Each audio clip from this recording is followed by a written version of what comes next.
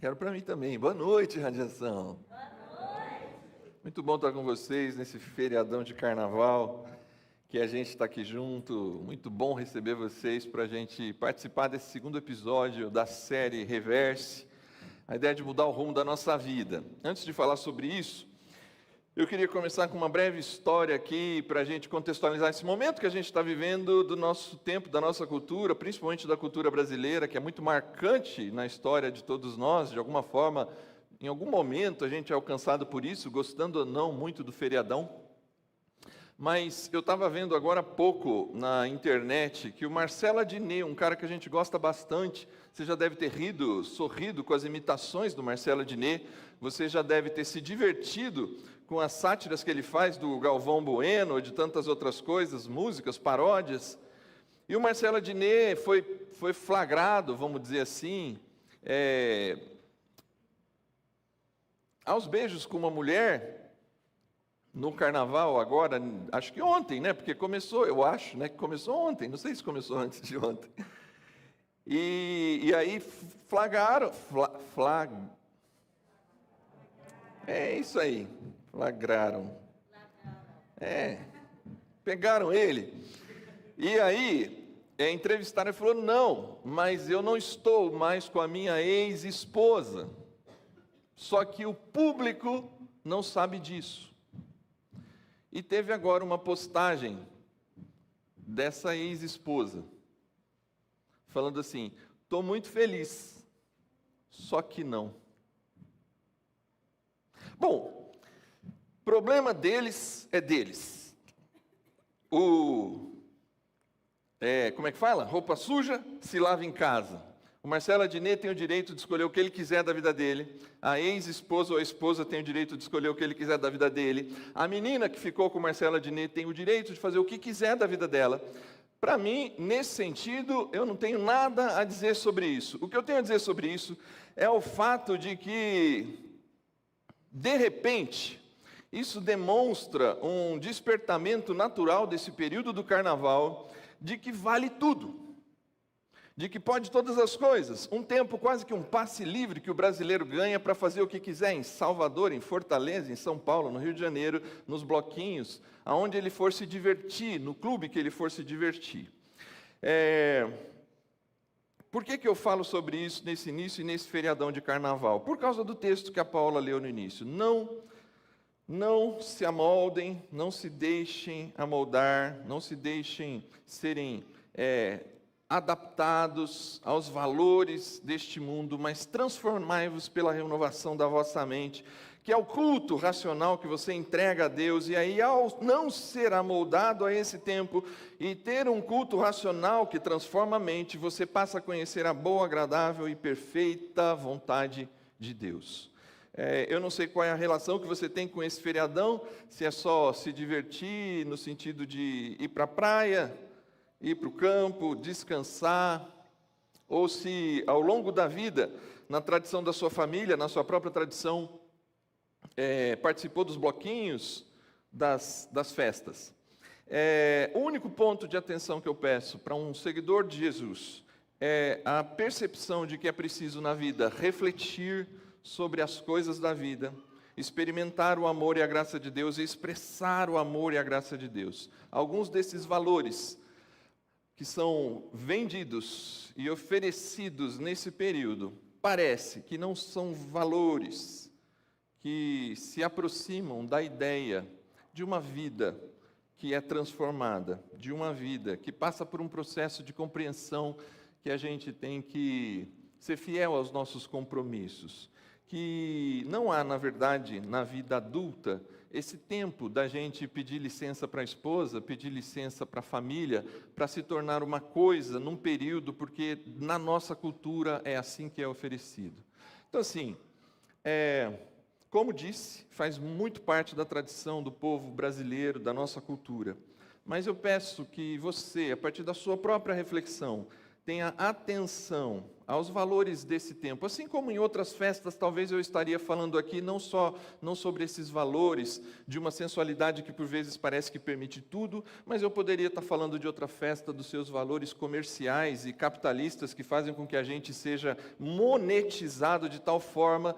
Então, assim, todas as nossas festas, das melhores, das mais legais, as piores, todas elas precisam da nossa reflexão para a gente saber aonde que está a pegadinha, aonde que está escondido ali um anzol, uma isca, para te amoldar aos valores de uma cultura que por vezes se afasta da graça, do amor e da vontade de Deus. Porque aqui no Radiação a gente está aqui para isso, para refletir sobre a história, a cultura e a palavra de Deus, porque é possível pensar a vida por meio de Cristo Jesus. Nós estamos no Radiação aqui para experimentar esse amor e essa graça de Deus, tanto aqui quanto lá fora, e nós também estamos aqui para expressar esse amor e a graça de Deus em qualquer lugar que a gente for, sendo luz do mundo. Tá bom? Dito isso, bom feriado de carnaval para todos. Essa frase é do Dadá Figueiredo. Dadá Figueiredo é um surfista. Surfista, na verdade, eu acho que ele não é o Dadá Figueiredo. Depois eu fui pesquisar sobre a vida do Dadá, e o Dadá é um cara hoje dos seus 40 ou 50 anos. O Dadá Figueiredo é um surfista que talvez foi dos mais talentosos, dos mais brilhantes do seu tempo, que se colocava uma expectativa muito grande sobre ele, porque ele era muito ousado, de manobras muito radicais. Ele é de um tempo anterior ao Medina, ao Ítalo, e a tantos outros que hoje fazem sucesso no circuito mundial e são referência para muitos dos jovens, assim como hoje o skate e o surf são esportes que talvez há algum tempo atrás eram alternativos, mas estão tão presentes na nossa vida, pelo Medina, pelo Ítalo, pela Raíssa. E o Dadá Figueiredo é de um outro tempo, mas ele era um cara genial, um cara que andou, por exemplo, com Kelly Slater, não sei qual é o melhor termo para falar de surf. Surfou.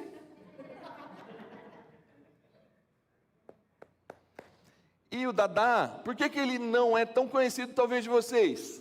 Porque o Dadá se afundou nas drogas. Porque o Dadá, ele era genial no mar. Mas fora do mar, a mesma ousadia que ele tinha no mar, ele passou a ter uma ousadia tão grande que ele testou os limites da sua saúde na vida. Testou os limites da sua saúde e foi estragando a sua saúde, estragando a sua capacidade de se dar bem dentro do mar. Mas em algum momento da história do Dadá, ele foi sendo levado por amigos surfistas até Jesus. E essa frase é dele. Ele aprendeu a ter um relacionamento com Jesus. E aprendeu com os valores de Jesus. E aí ele chega nessa frase que eu achei brilhante: Jesus é a luz no fim do tubo. Poxa, genial. Ele conseguiu relacionar o mundo dele com o mundo de Jesus. Ele fez o que talvez Jesus fez com Pedro e os pescadores: eu vou fazer de você pescadores de homens, como falamos semana passada. E aí agora ele é um cara que enxerga luz no fim do tubo. Por que eu começo com o Dadá? Porque o Dadá, ele em algum momento precisou vencer algumas coisas importantes da vida dele, passou por um processo reverso de aproximação de Jesus. Mas até hoje, se você fizer uma pesquisa, Dadá Figueiredo é ligado ao mundo do surf.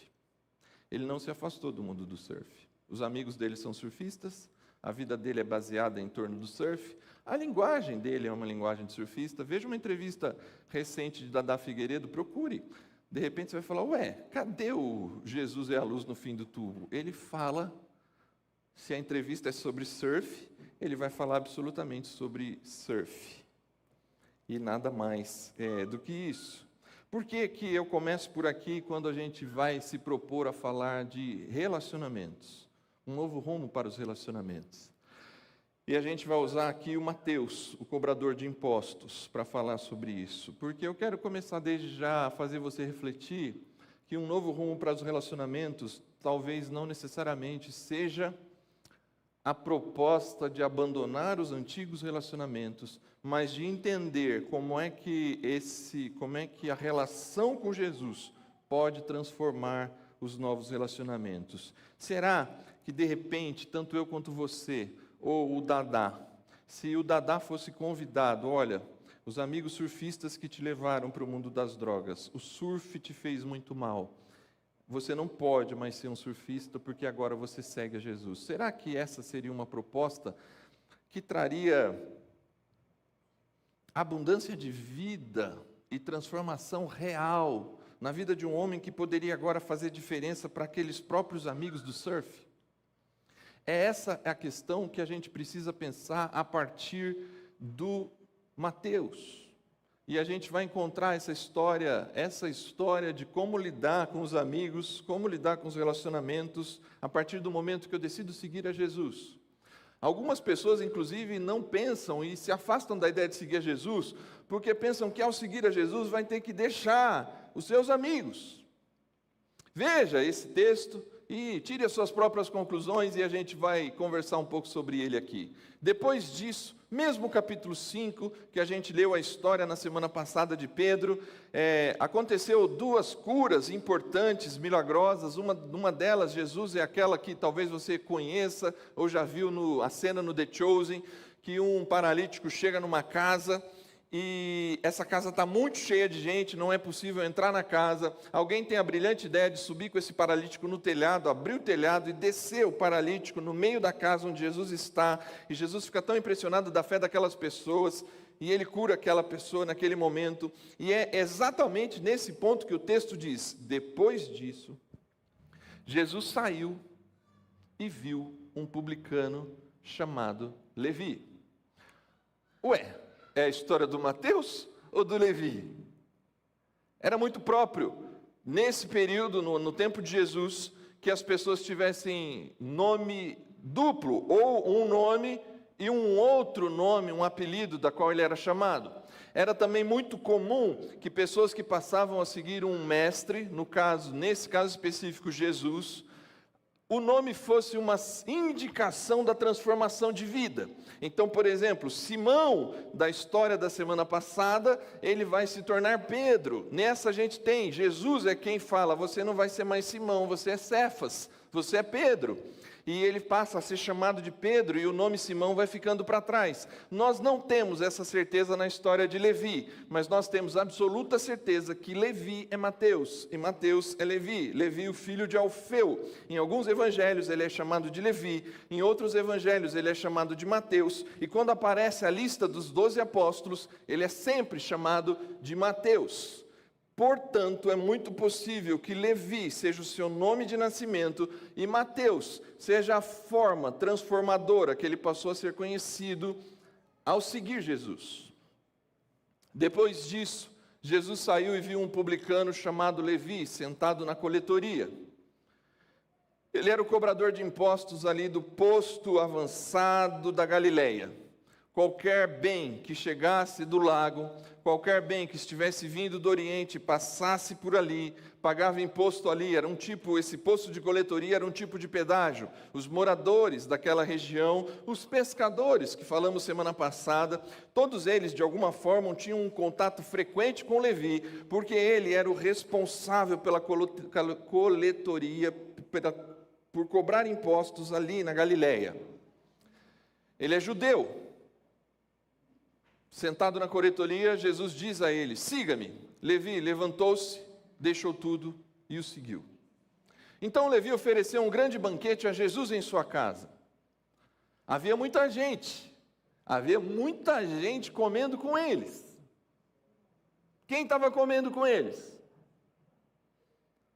Outros coletores de impostos. Publicanos é uma outra forma de chamar o coletor de impostos. Publicanos e outras pessoas. Mas os fariseus e aqueles mestres da lei que eram da mesma facção queixaram-se aos discípulos de Jesus. Por quê? Vocês comem e bebem com publicanos e pecadores. Na frase dos fariseus, nós temos a maneira como eles interpretam as outras pessoas. O texto de Lucas fala que Mateus reuniu na sua casa publicanos e outras pessoas. Quem são essas outras pessoas?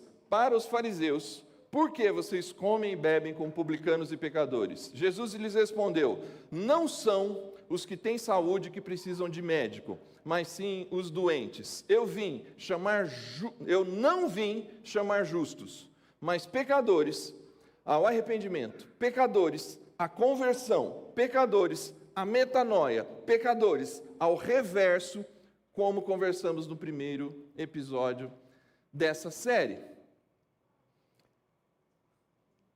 Esse texto começa exatamente como termina o passado da história de Mateus, da história de Pedro. Na história de Pedro, ele está lá, a noite ruim de pesca, ele volta a pescar, ele tem uma pesca maravilhosa, ele volta para a terra, reconhece que aquilo é bênção de Deus, e nesse processo, ao final de tudo, Jesus fala: siga-me e eu vou fazer vocês pescadores de homens, e Pedro deixa tudo e segue Jesus. É o final do texto.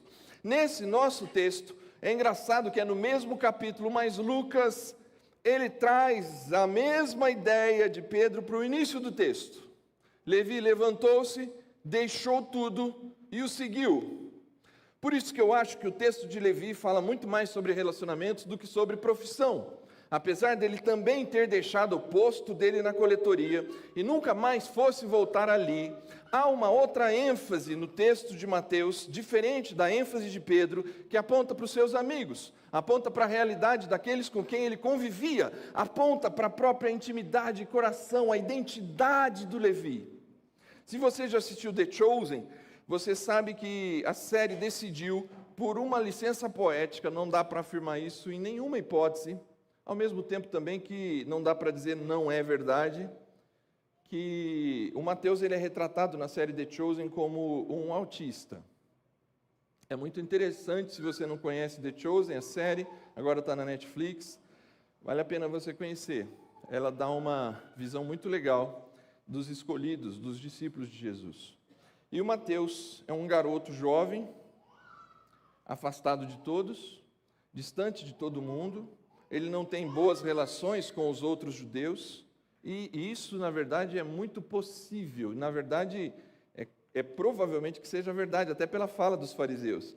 Como que Jesus decide comer com publicanos e pecadores? Publicanos e pecadores é uma expressão muito comum entre eles, porque pessoas da religião judaica não se relacionam com publicanos e pecadores. Eles são considerados pessoas que você deve se manter afastado. Ao eu me assentar à mesa com Levi, para um judeu, eu estou impuro. Ao me assentar à mesa com o Mateus, sendo ele um publicano, e com seus amigos pecadores, nesse momento eu sou impuro, porque eu estou me relacionando com pessoas que desagradam a Deus com as suas vidas. Eu estou me relacionando com pessoas que não têm a mesma ética, a mesma moral, o mesmo comportamento, a mesma atitude que se espera de alguém que adore a Deus. Para o judeu, portanto, essas pessoas se mantêm afastadas. Não há lugar na mesa para essas pessoas, para o judeu. Não há lugar na mesa para quem tem um comportamento dúbio. Não há lugar na mesa para quem é considerado um traidor da nação, como um publicano que cobra impostos abusivos do seu próprio povo. Ele é alguém judeu contratado pelo Império Romano. Isso o faz alguém excluído da sociedade. É muito provável que ele não tenha mais relações com seus pais, com seus amigos de infância. É possível que Pedro, Tiago, João, André, Bartolomeu, aqueles homens que viviam ali no Mar da Galileia, talvez, e só talvez, poderiam ser amigos de infância de Mateus, mas agora ele não tem mais relação com nenhum deles. A relação deles basicamente é com o Império Romano, e a série The Chosen retrata Mateus vivendo sozinho, longe dos seus pais. O grande amigo dele é um cachorro.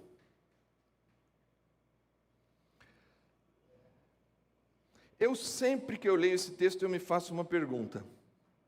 Porque esse trecho aparece no início. Depois disso, Jesus saiu e viu Levi sentado na mesa da coletoria e disse: siga-me. E Levi levantou-se, deixou tudo e o seguiu. Você nunca pode ler o texto bíblico sem fazer perguntas para o texto, porque você vai provavelmente deixar passar muitas informações. Então, assim, a minha primeira pergunta para um texto desse: pense que você está me vendo pela primeira vez, você nunca me viu, e você está sentado no caixa de uma loja. Você nunca me viu. E eu chego lá e falo assim: vem e segue-me. Você levanta? Não, fala a verdade. Você levanta? Nem a Paula levantaria. Por mais que ela se interessasse por mim, como se interessou um dia. Ela fala: esse cara é louco. Vem e segue-me. Quem ele pensa que é? Então assim, ninguém em sã consciência levanta do trabalho para ir embora e nunca mais voltar para um maluco que chega e fala assim: vem e segue-me. E ele levanta e vai. Por isso que nesse trecho tem assim: depois disso. Depois disso, Jesus saiu e viu Mateus e viu Levi. Tem a história da pesca, tem a história de uma outra cura, tem a história da cura de uma casa que abriu e entrou. Naquela época a gente não tem Instagram, ninguém está postando essas fotos. Pedro não está postando a foto dele largando as redes e falando assim: vida nova, e se afastando das redes. Mas tem gente, e gente, as histórias correm. Mateus está vendo Levi na Galileia pelo menos há 6 meses. Mateus está olhando para Jesus e vendo Jesus em diversas situações. Mateus, em seu horário de não trabalho, é possível que ele tenha se aproximado de uma dessas praias em que Jesus falou, e ele de longe ouviu o que Jesus falou, abaixou a cabeça e foi para sua casa. Mateus é alguém que já trocou provavelmente olhares com Jesus. Mateus já viu coisas de Jesus e já ouviu coisas de Jesus maravilhosas. Mateus tem um buraco no seu coração. Mateus é alguém que se sente rejeitado. Mateus, diferente talvez de alguns outros pecadores, Mateus talvez inclusive ele se ache alguém indigno de se aproximar de Jesus, justamente pelo fato de que ele entende a linguagem dos seus pais e da sua família, de que ele é um traidor. É só assim que eu consigo olhar para esse texto e ver que Jesus diz assim para ele: vem e segue-me. Ele levanta e vai, porque esse vem e segue-me para Mateus diz muito mais do que diria para mim e para você se a gente estivesse numa relação em que você me vê pela primeira vez num caixa de uma loja. Porque na verdade, esse texto está dizendo assim: Jesus viu Levi, Jesus olhou para Mateus. E é a primeira vez em muitos anos que alguém olha para Mateus com um olhar diferente de todos os outros olhares que ele recebia dos judeus. O olhar de Jesus, a frase que eu e você ouvimos somente: vem e segue-me, Mateus ouve na minha maneira de olhar para esse texto, e obviamente baseado em grandes autores que entendem que Mateus tem sido impactado pelo Evangelho de Jesus ali naqueles primeiros meses do seu ministério na Galileia. Mateus ouve mais ou menos assim de Jesus: eu estou vendo você, e você é muito mais do que as pessoas dizem de você. E eu sei que muitos aqui precisam ouvir isso. Como se você estivesse ouvindo do próprio Jesus: você não é o que dizem de você. Você não é o que pensam de você. Você não é o que julgam que você seja. Você não é somente aquilo que as pessoas estão falando sobre você. Elas só conhecem as suas dificuldades. Elas só conhecem talvez os seus erros, por assim dizer, as suas falhas, aquelas coisas mais visíveis. Jesus está dizendo assim: você não é alguém que eu perceba como rejeitado. Vem e segue-me.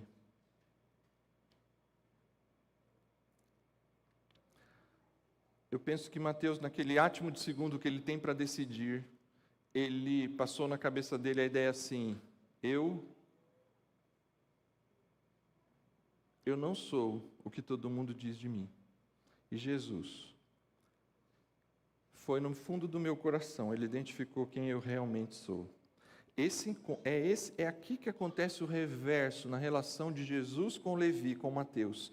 Jesus consegue perceber a identidade mais profunda do coração daquele homem que ninguém nunca viu. Jesus consegue entender a sua identidade mais do que qualquer outra pessoa. Pessoas que olham para você, veem que você é uma pessoa engraçada demais, brincalhona demais, alguém que às vezes parece irresponsável demais. Alguém olha para você e fala que você é carrancudo demais, bravo demais. Alguém olha para você e diz que você, não sei se eu confio nessa pessoa por causa disso ou por causa daquilo. Aí você chega numa situação e você dá eu tenho dado muita mancada ultimamente, né? Você dá uma mancada e as pessoas marcam aquela mancada para sempre que você fez. As pessoas te rotulam a partir de alguma coisa que você é, da profissão que você tem, da forma como você se comporta, mas ninguém conhece você na profundidade. Jesus conhece, e é nesse processo de transformação que Mateus entra, no processo de que agora ele encontra alguém que o conhece na profundidade, e ele será mais do que ele imagina, ou mais do que algum dia ele decidiu ser. A pergunta que sobra aqui: e agora? O que ele faz com a velha vida? O que ele faz com os velhos amigos? O que ele faz com aquela turma que o ignorava? O que ele faz com a turma que é a única turma que ele tem? Os publicanos e pecadores. A verdade é que esse encontro com Jesus, Mateus, na primeira cena da vida dele, vai aprender que ele não deve exatamente se afastar das pessoas com as quais ele convivia, mas que ele precisa mudar sensivelmente a maneira como ele via essas pessoas e a maneira como ele via essas relações, porque é para exatamente essas pessoas que Jesus diz para ele que veio, porque naquele momento que ele segue Jesus, ele fica tão feliz que ele fala assim: vamos dar uma festa lá em casa, e ele não chama religiosos, ele chama os velhos e bons amigos que ele tinha naqueles últimos anos. Os amigos não mudam. Os amigos estão ali. As relações são muito parecidas. Ele vai passar a andar agora com os discípulos de Jesus. Mas nesse primeiro encontro transformador, ele entende que ele tem um papel fundamental para a vida dos seus amigos.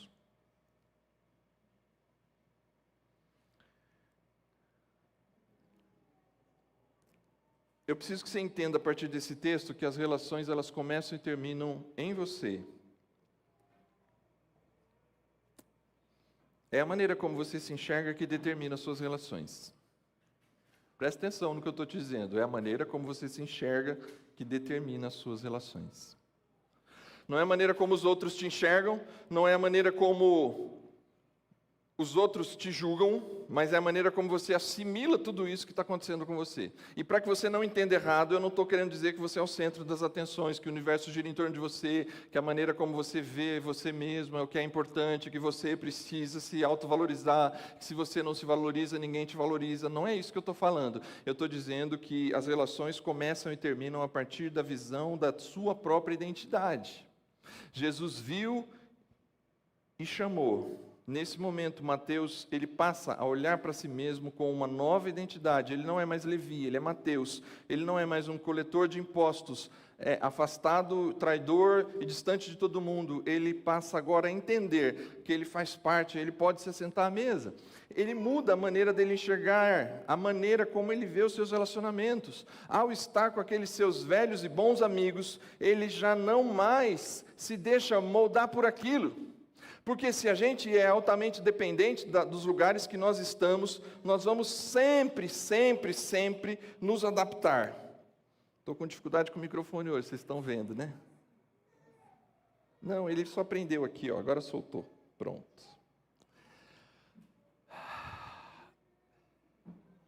Se você se sente dependente emocional dos seus amigos, das suas relações familiares, você vai fazer de tudo para ser aceito.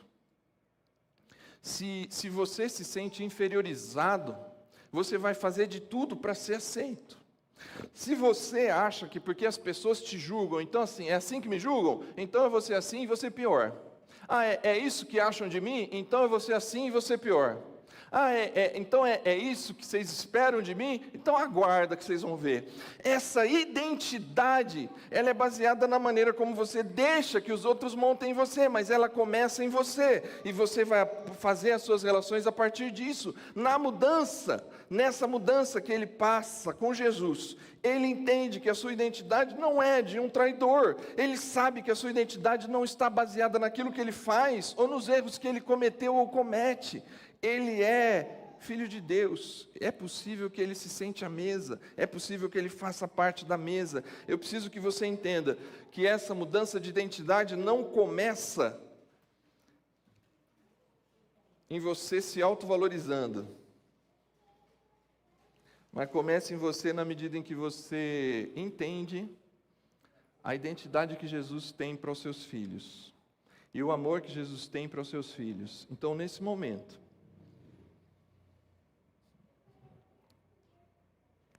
você não é refém de nenhum relacionamento. Eu confesso que isso pode ter demorado algumas situações para que essa mentalidade chegasse ao meu coração. Mas eu tenho clareza, desde o meu encontro com Jesus, quantas situações eu já passei que, se eu fosse refém do que pensam ou falam de mim, eu teria reagido diferente, simplesmente pelo fato de que eu não tinha a minha identidade fixada em Jesus, mas no que os outros diziam de mim.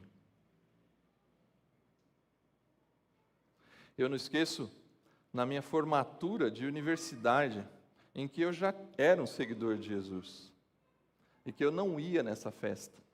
E eu decidi ir nessa festa, porque eu falei, todos os meus amigos vão estar lá, por que eu não vou? E nessa festa, dançando uma valsa com uma menina, e ela falou assim, vamos ficar? E eu falei, não. E ela falou, por quê? Ela falou assim, por quê? Na época, era o termo, tá, gente? Deve ter uns 20 e poucos anos isso. Ela falou assim para mim, por quê? Você é gay? Ela estava me cutucando. Porque ali talvez a reação humana seria falar, escuta aqui, menina. Mas eu falei, não, eu só não quero.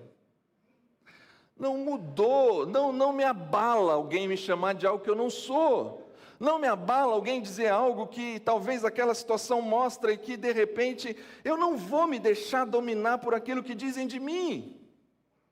Porque em Jesus eu sei quem eu sou. Eu não preciso da aprovação dos outros. Começa em mim, no sentido em que eu entendo a minha identidade em Deus. Eu não preciso responder a todo mundo, eu não preciso responder com violência, eu não preciso responder com virilidade, eu não preciso responder de uma forma orgulhosa. Eu posso entender que em Jesus isso não me alcança, porque as relações, elas começam a partir da identidade que eu tenho de mim mesmo, e eu sei quem eu sou, em Jesus. Jesus me viu e me chamou. Jesus te vê e te chama. Pare de se moldar as relações a partir do que pensam de você. Se molde por aquilo que Jesus te chama. Pessoas só mudam para o John Maxwell. Eu achei bem interessante isso aqui, ó. Ele fala assim, pessoas só mudam quando se machucaram o suficiente para ter que mudar. Aqui claramente é o caso do Dadá Figueiredo. Se machucou o suficiente, ele tinha que mudar.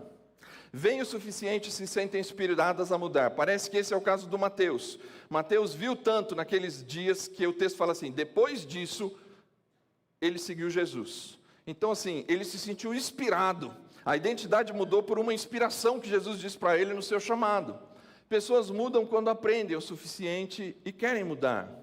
Quando você anda ao lado de pessoas que vivem uma relação transformada, uma identidade baseada em Jesus, e você acompanha essas pessoas e aprende com a forma como elas falam, com a forma como elas vivem, a partir dos ensinamentos que são importantes para a sua vida, esse aprendizado te dá condição para querer mudar.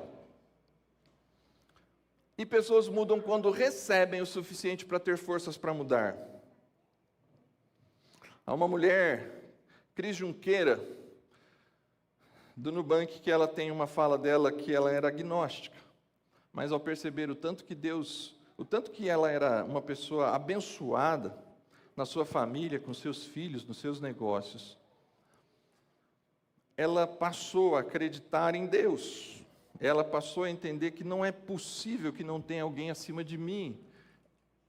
Ela passou a seguir a certeza de que ela estabeleceu uma relação com Deus, porque ela recebeu o suficiente e isso lhe deu forças para mudar.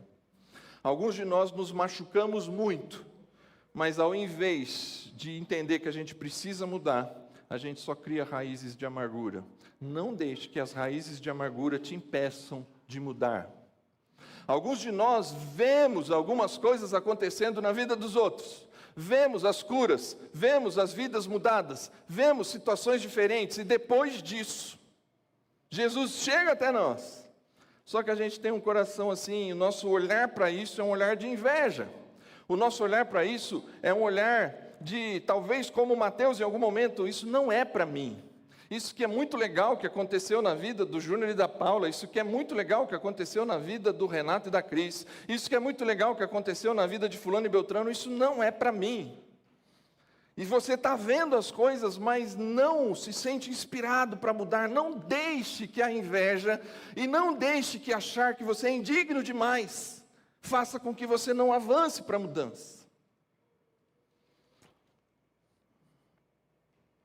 Algumas pessoas aprendem, sabem o que é melhor, andam junto com essas pessoas, mas são muito cabeça dura. E decidem não mudar, mas sabem que aquilo é o melhor. Pare de ser cabeça dura. Pare de ser cabeça dura. Outros são ingratos. Recebem da graça e da misericórdia de um Deus que cuida de todos os seres humanos. E por ingratidão, são incapazes de mudar. Não deixe que essas coisas impeçam você de mudar. Para a gente concluir, perceba que se eu fosse o pai de Mateus, o pai de Levi, quando chegou a proposta dele ser cobrador de impostos, é muito provável que eu, como um pai, vivendo na cultura judaica, tivesse dito assim para o Mateus: filho, você sabe que se você trabalhar com isso, todo mundo vai se afastar de você. Eu mesmo e a sua mãe, não sei se receberemos você em casa por essa decisão sua. Essa escolha que você está fazendo vai te levar para se relacionar com pessoas que a nossa religião não se relaciona. Você vai se relacionar com os romanos. Veja lá aquele outro publicano, olha com quem ele anda. Olha os amigos daquele publicano. Ele só anda com outro publicano e outros pecadores. Eu, como pai de Mateus, o aconselharia a tomar uma decisão diferente. E talvez você faria a mesma coisa. Ele tomou essa decisão. Em algum momento ele decidiu ser um publicano. Ele perdeu os seus amigos de infância, ele perdeu a sua família e agora os seus amigos são publicanos e pecadores.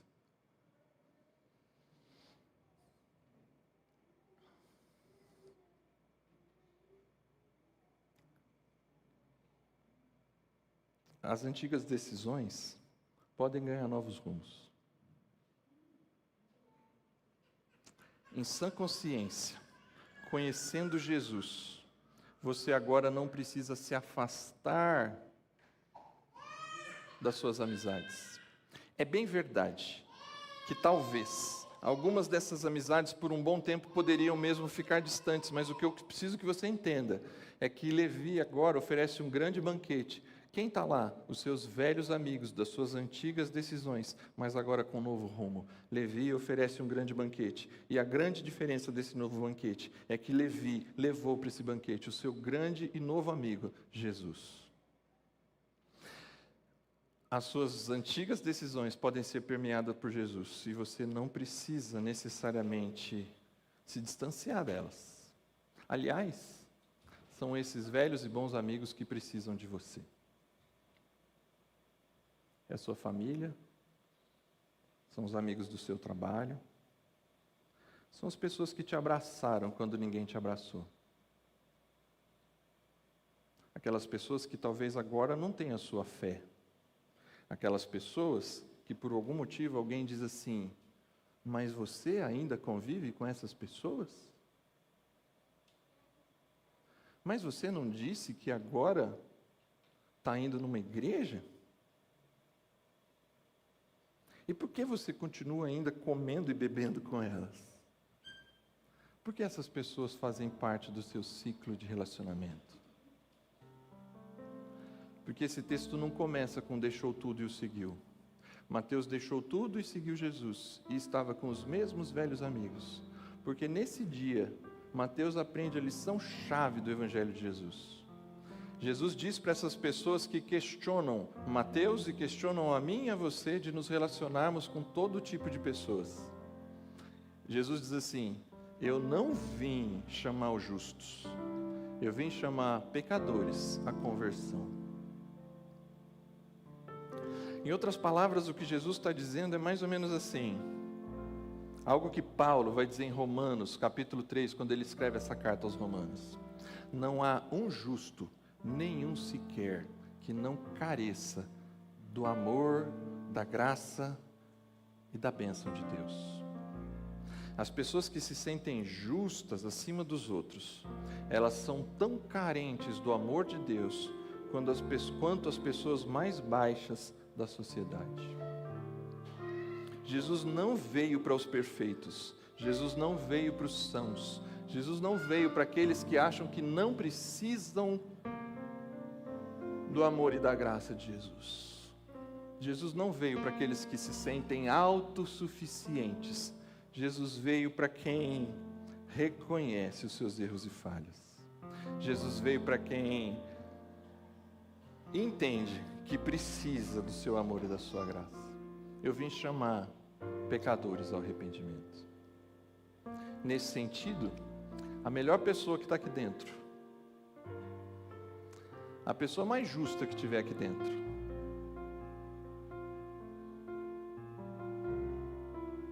ela é uma pecadora que precisa de arrependimento.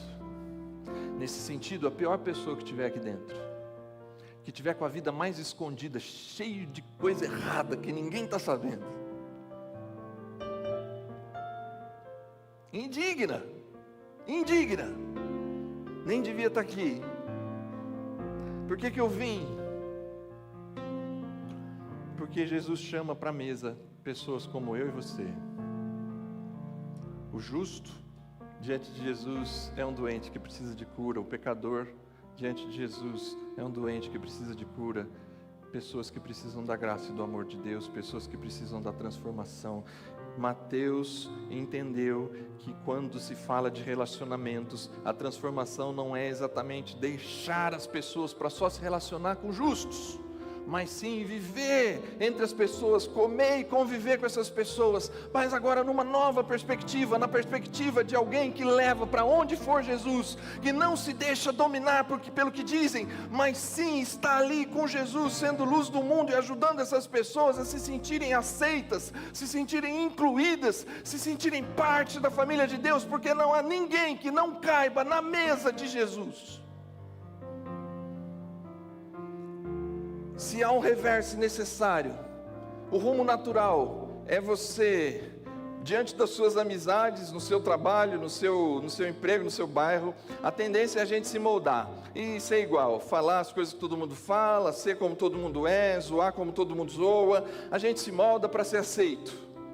E quando a gente passa, talvez, a conhecer Jesus, aí a gente entende que a gente tem que se afastar de tudo isso, porque agora eu sou diferente deles.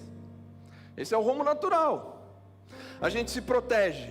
A gente sabe que a gente sofre o preconceito de quem anda na luz, e quem diz que vai à igreja tem preconceito da gente, porque a gente é assim, a gente é assado, a gente bebe isso, a gente faz aquilo, a gente se comporta daquele jeito, a gente se comporta daquele outro jeito, e a gente cria uma proteção. Então, já que pensam assim de mim, eu não quero saber desse pessoal. E quando a gente passa a entender Jesus, a gente meio que se esconde, para as pessoas não saberem que a gente está muito andando com Jesus. Esse é o rumo natural.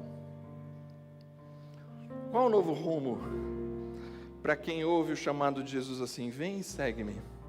Para quem ouve o chamado de Jesus assim, eu sei quem você é, eu conheço a sua identidade, eu tenho transformação para a sua vida. Eu vou te transformar de Levi para Mateus.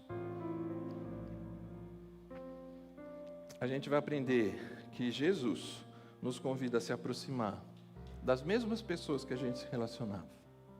Jesus chama a gente para se expor como luz diante dessas pessoas. É a mesma festa, talvez de uma semana atrás, que está acontecendo na casa de Mateus. Publicanos e pecadores. Todo mundo está vendo a festa. Parece ser a mesma festa, mas tem uma diferença. Naquela nova festa, Jesus ali está. Jesus está ali, na vida de Mateus, ao lado de Mateus. E Jesus pode estar em qualquer ambiente que você for, porque agora você se expõe. Porque agora você serve a partir do novo estilo de vida que você recebe em Jesus. Você entendeu? Eu vim para chamar pessoas que precisam do amor e da graça de Jesus. Pessoas que têm erros e falhas. Sou como eu, que tenho erros e falhas. E elas precisam do amor e da graça de Jesus. Eu vou levar Jesus para os meus amigos e para as outras pessoas. Eu não vou me afastar das pessoas sozinho, mas eu vou me aproximar das pessoas com Jesus. Um reverso, uma mudança de rumo nos seus relacionamentos. Aprenda com essa história de Mateus. Talvez não é se afastar de tudo e todos. Ser um seguidor de Jesus não te convida a se isolar. Ser um seguidor de Jesus te convida a ir a essas pessoas levando Jesus para elas. Que Deus te abençoe.